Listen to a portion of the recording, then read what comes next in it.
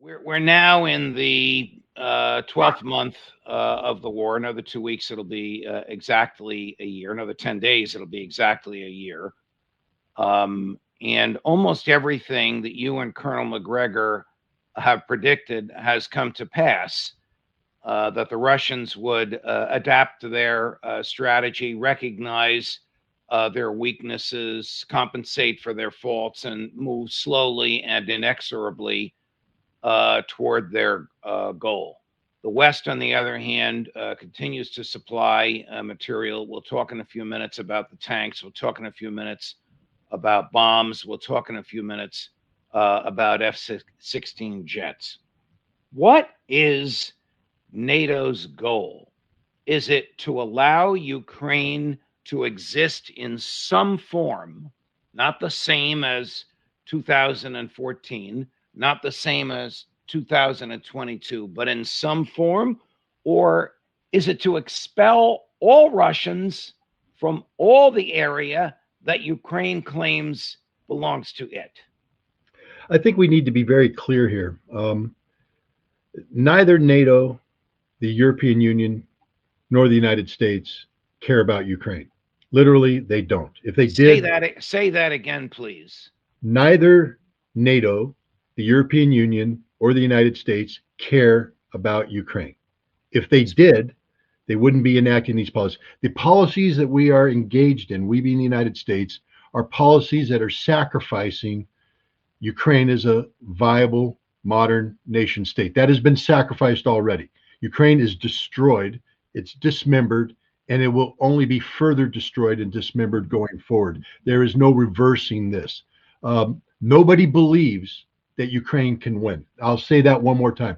Nobody believes Ukraine. Ukraine doesn't even believe that Ukraine can win.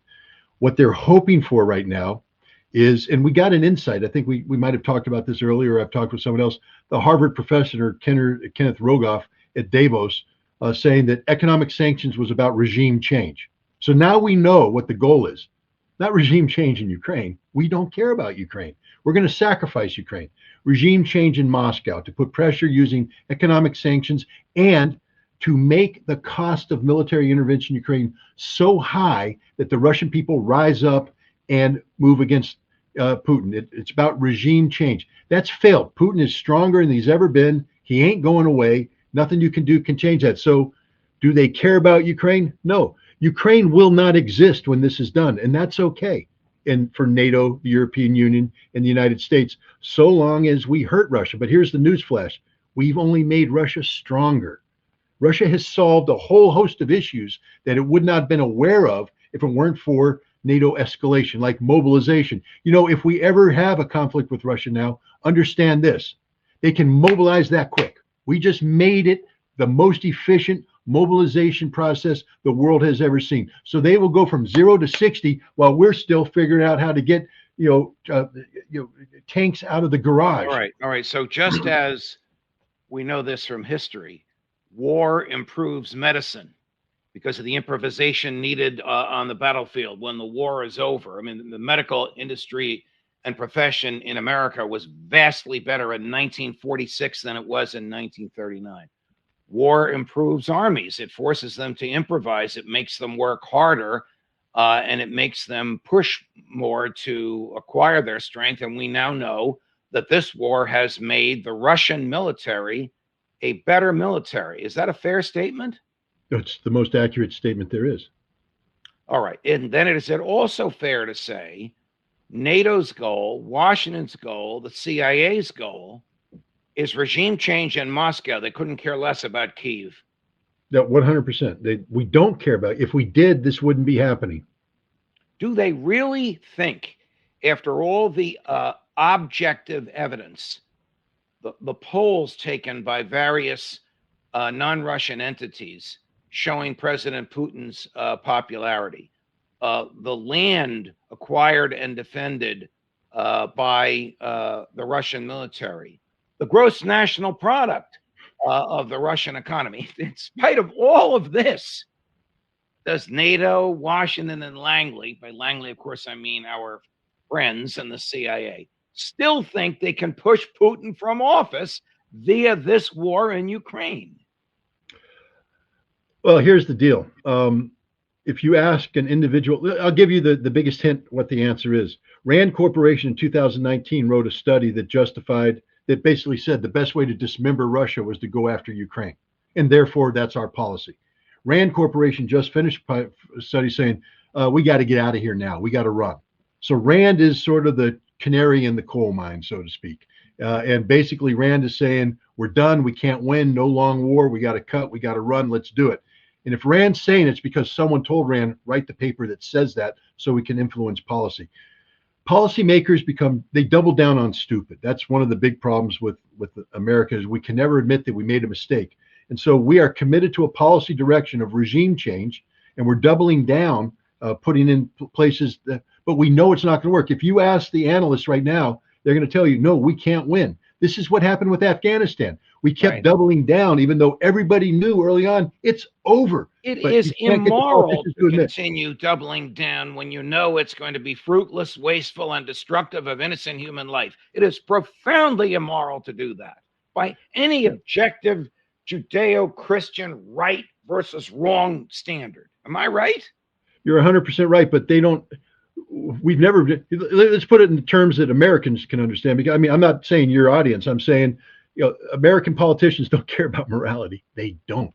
But they do claim to care about national security. And all we've done right now is make Russia stronger and NATO weaker. I'll say that one more time. We've made Russia stronger, and I'm talking about not just incrementally stronger, orders of magnitude stronger. 1.5 million people, expanded army, defense industry running on all cylinders. They are improving their weaponry, their training, their organization. They are a completely different military today than they were a year ago. And we've made NATO and the United States orders of magnitude weaker. And if you're an American who cares about national security, this should enrage you. Now, if you're an American who has any moral principle, you should be enraged. I have a lot more questions from you, but I just have to deviate from the serious stuff for a minute. I don't always read. In fact, I rarely read aloud the messages that we get. But two people have said, I'm not watching unless Maverick makes an appearance. Don't stop. Don't wake sleeping dogs. Don't wake sleeping dogs. All right. William Burns, the director of the CIA. Boy, I'd love for him to come on, but he wouldn't come on Judging Freedom anyway. He told an audience at the Georgetown University, one of their favorite outlets for this kind of stuff, that the next and you may agree with him on this, the next 6 months will tell the tale. It'll be obvious how this is going to end, or it will have ended in the next 6 months. He wasn't more specific than that. Agree or disagree? Agree, but here's the caveat. To believe what he says means that he believes something will be published in 6 months that'll give us the answer. Hey, newsflash, William Burns, Russia done wrote the book. It's already there, and in 6 months, it's going to be the same book. It's already been decided, Mr. Burns. We lost, they won, and there ain't nothing that's going to happen in the next 6 months that's going to change that. That's the harsh reality. Here's a clip from my former colleagues at Fox. The questioner is Trey Yingst. He's talking to President Zelensky about the problems with tanks. Take a listen. Ukraine will be receiving German-made Leopard 2 tanks and U.S.-manufactured M1 Abrams tanks. Did the delivery of those tanks come with any conditions? Did you have to make any promises to your Western allies about where you would use those tanks? I'm not giving any promises. We're grateful for the tanks. We appreciate this assistance. But if Russia has deployed 1,800 tanks or more, then it sounds funny that someone is willing to give us 10 or 15 tanks to fight against them.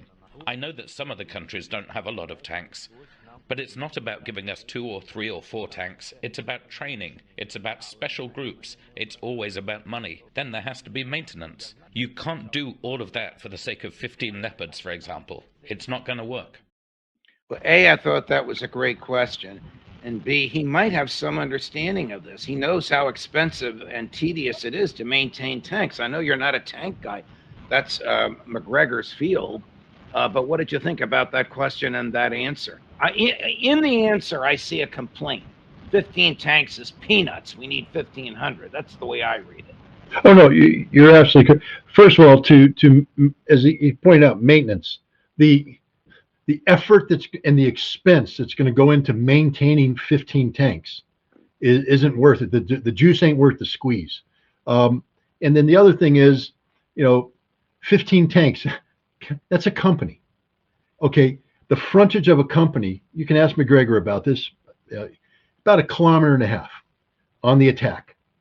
We're talking about 1,000 miles of frontage, and we're getting them 15 tanks that allows them to impose their will on 1.5 kilometers. And these are 15 tanks that Russia has spent the last 20 years building weaponry and tactics specifically to defeat them. So when they show up on the battlefield, Russia's not going to go, oh my God, the Leopard 2. Russia's going to go, bring it here, buddy. We got the solution. You bring in the Leopard, we got the gun. You bring in the Abrams, we've been training to kill you. You're not taking the Russians by surprise, and you don't have enough tanks to have any meaningful impact on this battlefield. That's the truth.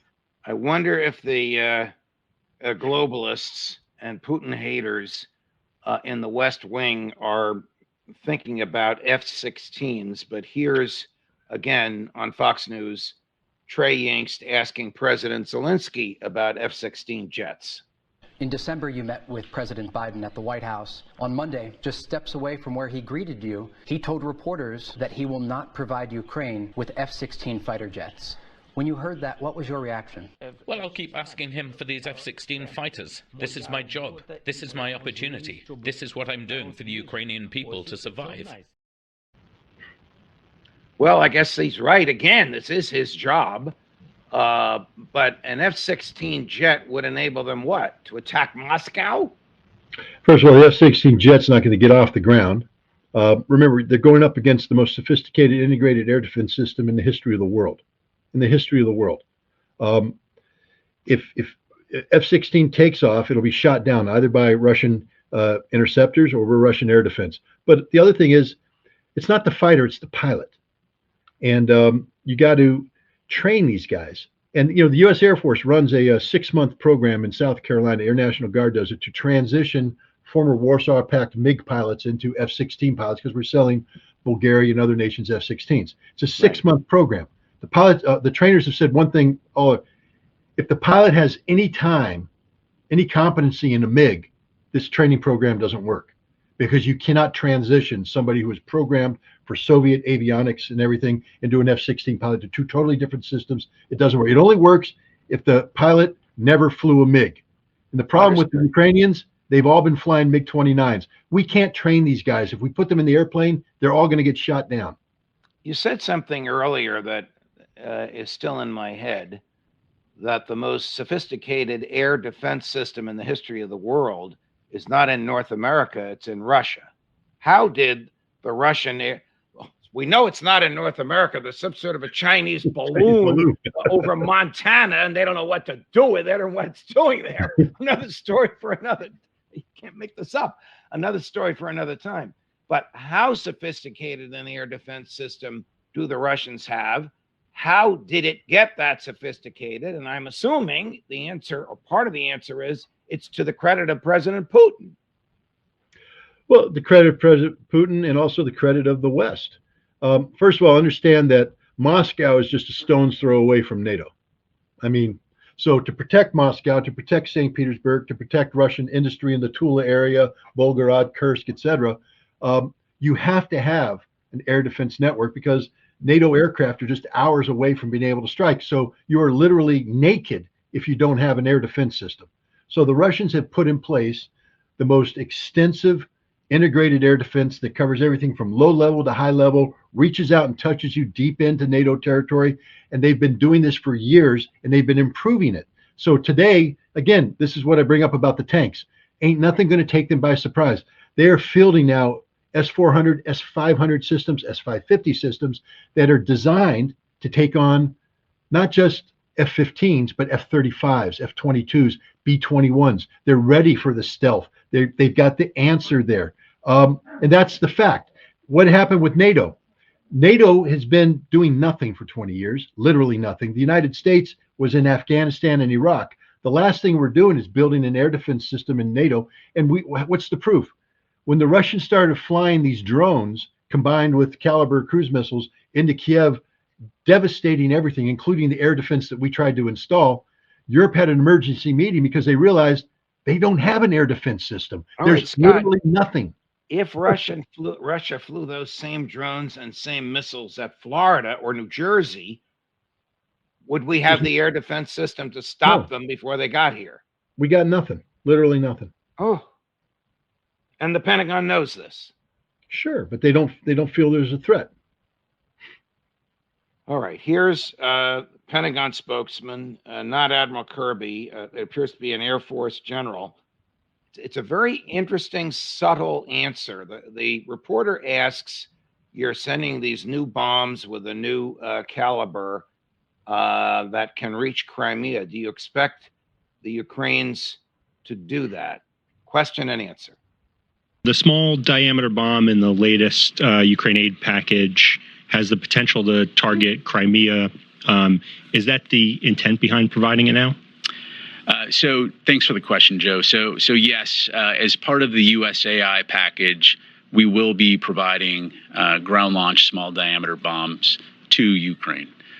This gives them a longer range capability, long range fires capability that will enable them again to conduct operations in defense of their country and to take back their sovereign territory in Russian occupied areas. When it comes to Ukrainian plans on operations, clearly that is their decision. They are in the lead. That was just 15 or 20 minutes ago. So we're sending them equipment with which they can bomb Crimea, but it's their decision as to what they want to do with the equipment. That's how I read it. Although the first word out of his mouth after he thanked the reporter for the question was a response to the question, which asked, do you expect them to go after Crimea, with the word yes. Yeah. Let me tell you how grossly stupid and irresponsible, and I'll emphasize stupid. Do we know who he is? Do we know who this general is? Yeah, he's a press he spoke, but he doesn't make policy. I mean, I feel sorry for him because he's merely the spokesperson. Okay. This is the Secretary Lloyd Austin. This is Jake Sullivan. This is Tony Blinken. These are the dumbest people on the planet. Let me tell you what's going to happen. First of all, there's no such thing as a magic weapon. Please, people, understand that. There's no magic weapon out there. The Russians know we have this weapon. They understand it. They are never going to be afraid of it. Here's the deal, though. Russia has said, and understand, Russia's going to win this thing. They're not just going to protect the territory. They are going to ensure that when this war is over, Ukraine will never be able to fire an artillery piece or a rocket system that can reach Russian territory. So right now, Ukraine can reach out about 80 miles. So at a minimum, Russia's saying, we're going 80 miles past the borders of the new territories, and we're going to occupy that. And we have to make adjustments and all that. Now, what we just did is tell the Russians, no, you got to go 150. And they will. All we did by doing this, General Pat Ryder, is guarantee the dismemberment of Ukraine. You are a moron. You are an idiot. You are irresponsible. You have no heart. I just pissed off my dogs. Excuse me. There's Maverick again. Now, who is Pat Ryder, and what is this relationship to Maverick? I have to be careful not to yell. My dogs got excited. Pat Ryder's just the press spokesperson. He doesn't make policy. Okay. Back to William Burns, who says this will be over in the next 6 months. I got to be fair. We will know with certainty or much probability which direction it's going to go. In other words, they'll admit in 6 months they were wrong, or they'll declare victory and go home. Whatever Washington does. But my question has to do with the 6 months. Do you agree with that? And if you don't, what is Burns trying to peddle? Remember who he is. He's the head of the CIA. Yeah. Well, look, I've said many times, and I think I might have said it on the show as well, but I'll say it again. The ground part of this war will be over by the end of summer, early fall. The war will be over. Russia will win. So 6 months, it's February now. Add 6, that's 8. That's August. You know who else said August? Interestingly enough, Zelensky. Zelensky said, if I don't have the Abrams tanks by August, it's too late. And what does he mean too late? Because it's over. They know what Russia's getting ready to do. They know what the Russian potential is. Doesn't the Pentagon know how long it will take to build the tanks, train them to use them, get them there, and that the war will be over by the time the tanks arrive? And if the answer to that is yes, is the Pentagon just deluding Zelensky, pretending to punch your opponent with one hand and then apologizing to the gallery with the other hand for hitting too hard? I think this is literally political cover. First of all, the number of tanks are just stupid. Zelensky said it. Don't give me 15, give me 1,500. Don't give me 30, give me 300. So we're giving them tools that are insufficient to the task before them, and we're not giving them in time. And what does that tell you? It means that we know, because I can guarantee you, even Pat Ryder, who is an Air Force guy, will know that 300 or 30 tanks isn't going to have any impact on the battlefield. So why are we doing it? Political cover.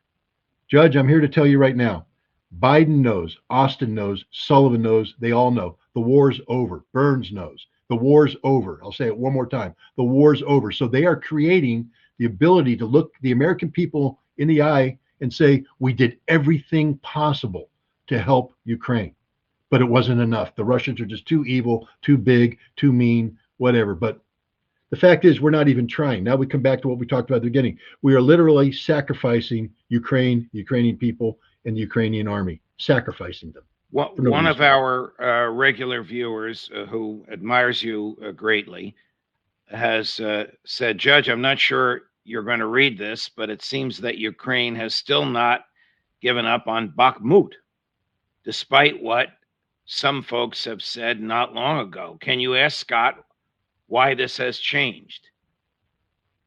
No, it hasn't changed. I mean, Bakhmut's been a meat grinder since May. All right. Ukraine's throw 14 to 20 brigades in there. You think they're just going to walk away from that? I mean, doubling down on stupid is an art. Go to Las Vegas and watch somebody get to the crap table or blackjack and start losing and see how they keep reaching their pocket, keep going. Why aren't they walking away from the table? Because they're too deeply committed. Mortgage, college tuition, whatever, on the table, gone. That's what's happening here with Ukraine. They are committed to this battle. Politically, they can't lose this battle. If they lose this battle politically, that will be an extraordinarily demoralizing moment for the Ukrainian military and for Zelensky, who will lose a lot of face. So they continue to double down on stupid. And the Russians are just like, if you're going to feed me raw meat, just keep feeding me raw meat. And what's your best guess as to whether old Joe and Tony Blinken and Lloyd Austin and Jake Sullivan are hearing what you're saying?